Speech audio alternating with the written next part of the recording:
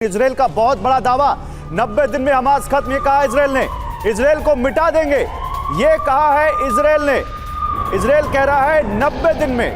Israel के PM Netanyahu कह रहे हैं 90 दिन में हमास का खात्मा कर देंगे और वो इस मिशन में लगे हुए हैं। दो तस्वीरें आपके सामने।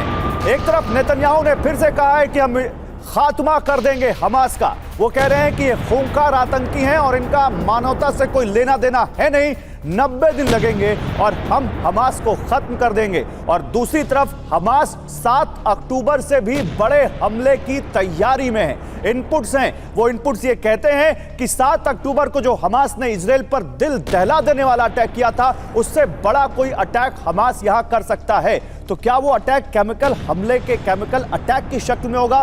कैप्टन बंसल, आपका क्या मानना है? अगर हमास ये हमला कर सकता है, अगर ये केमिकल अटैक हो सकता है, तो कहां से हो सकता है? जमीन के रास्ते होगा, समंदर के रास्ते होगा, हवा के रास्ते होगा, कैसे होगा ये अटैक?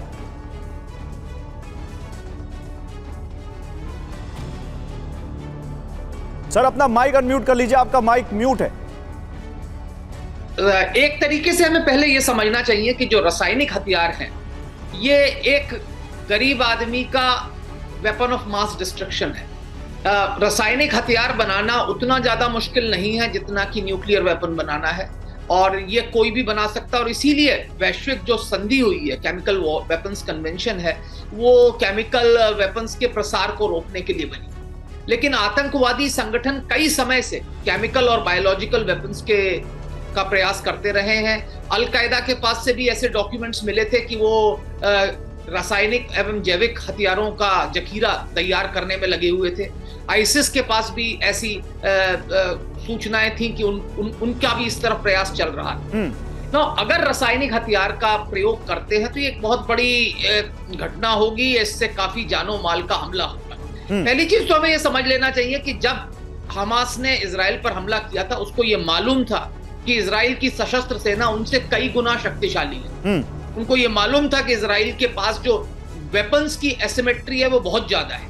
हमास एक आतंकवादी नॉन स्टेट एक्टर और इजराइल एक उन्नत राष्ट्र जिसकी सेना काफी बैटल हार्डन्ड है। लेकिन इसके बावजूद इस तरीके का हमला करने के पीछे हमास की मंशा ये थी कि एक तरीके का सुसाइडल अटैक था, और उनके जो उद्देश्य थे वो अन्य थे। वो ये जानते थे कि इस युद्ध का हमारे ऊपर बड़ा दुष्परिणाम होगा, हमारा काफी नुकसान होगा, और जैसे अब नेतन्याहू कह रहे हैं कि 90 दिन के अंदर खत्म कर देंगे, ये कहना थोड़ा मुश्किल है, क्योंकि ऐसे संगठन जो नॉन स्टेट एक्टर्स होते हैं, ठीक है, इनको आप सैनिक, मैं आऊंगा इस बात पर। अब इस जो आपने कहा ना, इसी बात पर आगे आऊंगा कैप्टन बंसल की। आने वाले दिनों में तो क्या हमास अब केमिकल अटैक सुसाइडल फॉर्म में करेगा?